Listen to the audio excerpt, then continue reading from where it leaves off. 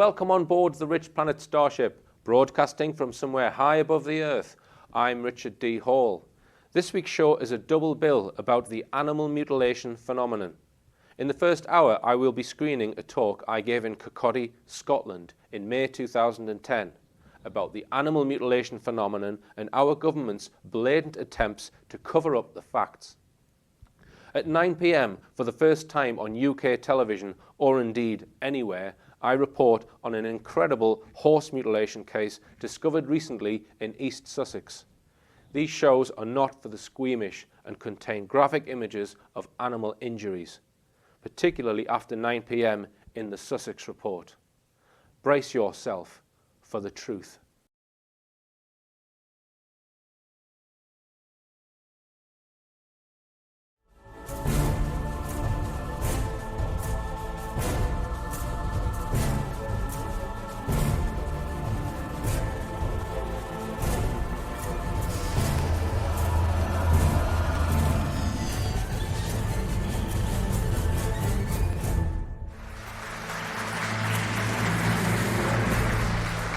Thank you.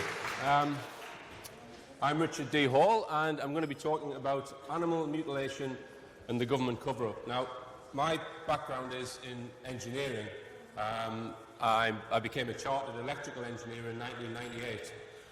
Over the last 3 years, I've been researching the UFO phenomenon and other related phenomena, including the animal mutilation phenomenon and the government cover-up. But before I go into it, I just want to make a general statement about the truth movement, because there are a group of people in this country who see the fact that our mainstream media are covering up the truth and are lying to us across the board. And I guess a lot of the people in this room, probably most of you, realise that.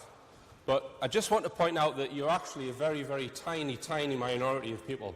Because if you look at, say, Edge Media Television, the AV conferences, this conference, and all of the other truth conferences, there's probably only about, I would estimate, about 100,000 people who see through the media lies.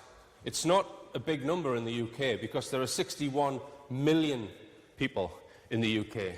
And I just want to illustrate to you the mountain that I think we face in wiping out the mainstream media and basically getting the truth onto the agenda. That's a graph. It shows the 100,000 that I believe see through media lies and the 61 million people who don't. And the mainstream media are going to do their utmost to make sure that 100,000 stays where it is. So they're not going to help increasing that figure. And that figure has to increase to 1 million and 10 million, and then we will see, and only then will we see change. And the only way to get that figure up is by the internet and word of mouth.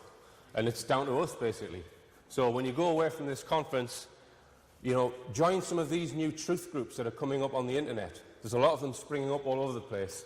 Join your local truth group, get involved, get 10, 20, 30 of your friends involved, because that number's not going to grow with the help of the mainstream media. It's down to individuals, very important individuals, those 100,000 people, all of yourself included, because you've seen through the media lies. Okay. Animal mutilation and the government cover-up. Now, when I refer to the government cover-up, by government I don't mean the useless chocolate fire guards that sit on the green seats of Parliament. I mean people within DEFRA and people within MI5. That's what I'm talking about. The people who basically don't disappear when we get a new government. They're there all the time. And I just want you to bear in mind this statement when listening to my presentation today. It's something that was in the Sherlock Holmes books. When you remove the impossible, whatever remains, however improbable, must be the truth. So just bear that in mind when you're considering the information. Well, the first point I would like to deal with, what I'll do first is just ask the audience, has anybody seen my film Silent Killers that has been broadcast on Edge Media? Okay, so, and has anybody, how many of you are actually aware of what the animal mutilation phenomenon is? So maybe a half to two-thirds. Okay. Now I am going to show some pretty horrible graphic images of dead animals in this presentation. I mean, it's not too bad, but anyone who's sensitive to that kind of thing, if you walk out halfway through, I'm not going to be offended. Okay, I'll just summarise what the phenomenon is. Throughout the world, including parts of the UK, since at least 1954, animals known to be in perfect physical health are found dead with very peculiar injuries on and inside their bodies. The nature of the injuries is surgical and cannot be explained by animal predation. This has been confirmed by pathologists. Although thousands of cases worldwide are known about, no human being has ever been seen, caught or arrested for mutilation incidents.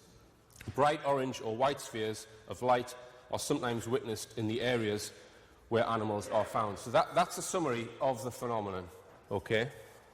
Now, I just want to deal with the extraterrestrial aspect of this first and get it out of the way, because some people believe that these events are being carried out by extraterrestrials. Some people believe, they say, well, what a load of nonsense.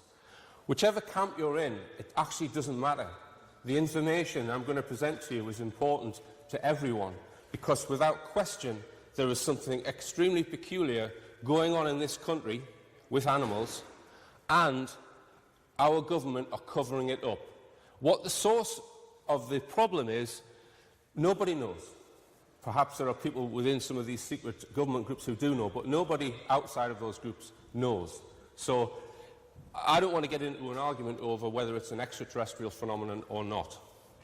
That's not the point of this presentation, to convince you that that's what's doing this. It's to present the facts. Okay, two of the, I would say, the world's leading researchers in this phenomenon, Linda Moulton Howe on the right-hand side.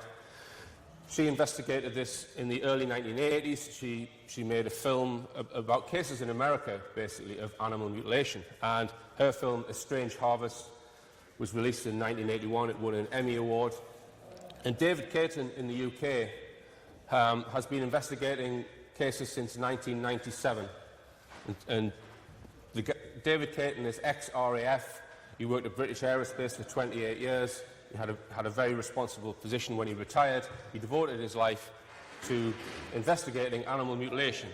Or that was one of the things he investigated. And he's done some absolutely phenomenal work, David Caton. I'm going to be referring to David throughout the talk. Okay.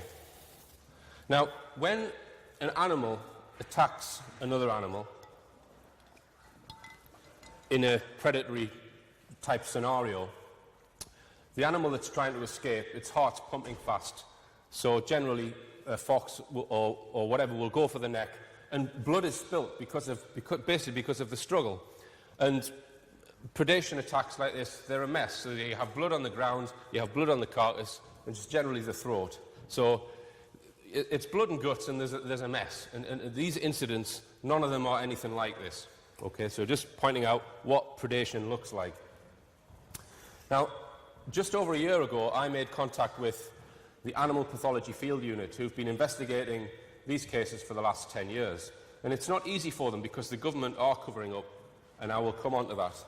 Like I said, David Caton at the top, Mike Freebury and Phil Hoyle. Phil Hoyle has been investigating cases in Shropshire, Mike Freebury down on Dartmoor, and you know, some of their evidence, it's just unbelievable. Now, they've had the help of Professor Tony Fremont, who is he's a human pathologist, but he helped them out. They would take tissue samples to him, and if you were to speak to Tony Fremont, he would say to you, there's something completely inexplicable going on here. So that gave their group a high degree of credibility, the fact that they had a pathologist on board. Now, I'm just going to quickly whiz round this diagram and explain some of the classic injuries that are found. And we don't always find all of the characteristics in mutilation cases. Sometimes it's just some of them. So starting at the top right, often animals that are in perfect health one day, the following day they'll be found in this position where they've got jaw flesh stripped very, very cleanly down to the bone, and it's generally just off one side. The tongue is extremely cleanly excised with a sharp implement. It's provably not bitten off or took off by a predator. Eyes, often one eye is removed. Organs are often removed from the throat, such as the esophagus. And quite often there are puncture wounds found in the ventral neck area where seemingly all of the animal's blood is drained. I'll come on to that. And one of the classic signs is that small holes are cut into the body. And I'll also speak about that in more detail, generally in the abdomen, where large organs are removed from very small holes. The sex organs are often removed, and we see that in the middle, what we call a rectal core, where the animal's rectum, there's a hole maybe the size of a 50p piece or a little bit bigger, with a sealed edge. The entire rectum is removed from that orifice. And smaller animals tend to have holes in the centre of their head, and quite often the animal's entire brain, internal organs and spinal column are removed through a 10p piece size hole in the centre of their head. And also ears are often cleanly excised, and it's usually just one ear, but I will come on to that a little bit later. Now, I mentioned the jaw strip. Now, David Caton visited an abattoir a while back, and the guy at the abattoir said, in order to get an animal's jaw that clean, with all of the muscle and all of the tissue away from the jaw, would take high-pressure steam, and it would take quite a long time before you could remove all of the tissue to get it in that sort of condition. Okay, so I showed that picture to a farmer a few weeks ago, and she said, oh, well, a badger's done that. So the farmers, they come out with these explanations, you know, without really knowing, you know, badgers generally go for the liver. They rip the carcass open, they go for the liver and the heart. They wouldn't spend hours nibbling away at a jaw to get it stripped clean like that. Here's another example. This was in West Wales. That's a ram. And look how clean the flesh is from that jaw. This photograph, incidentally, was censored for 4 years by Devon police. Mike Freebury went through a legal battle submitting freedom of information requests, and it took him 4 years to get that photograph off Devon police. And as I said, the tongue's removed cleanly, and usually the animal is dead when the tongue is removed.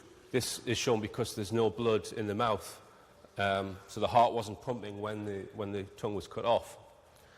And like I said before, neat-edged circular holes. Now these holes, they're sometimes circular, but they're quite often teardrop-shaped.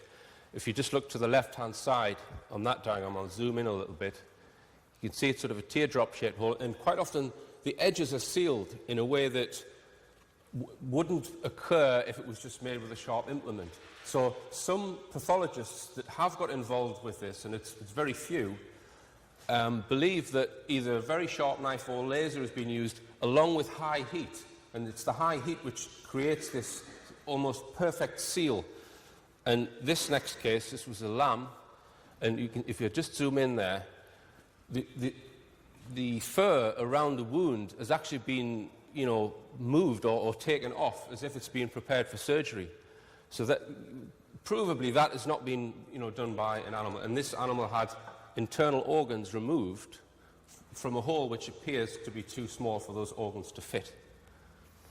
This case in Argentina in the year 2000, that cow was a perfect, healthy specimen the day before that photograph was taken. It had broken legs, so it looked like it had been dropped from a height, and it had the classic jaw strip you can see there. Now this animal, again, it had had all of its internal organs removed, but the only orifice on the body was a hole in its rectum about 15 centimetres in diameter, and its brain had been removed from that hole as well. And the farmer telephoned the police and the sheriff, and a veterinary pathologist came along to cut the thing open, and they opened it up, and it was completely empty, with just a hole this size. And like I say, it was running around perfectly healthy the day before. And there we see the hole there. Not very pretty.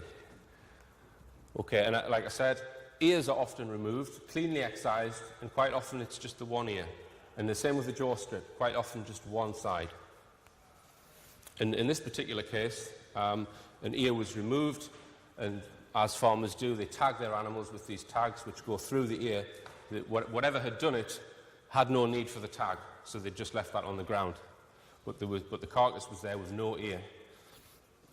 And as I mentioned before, holes in the ventral neck area where, on occasion, all of the animal's blood is removed.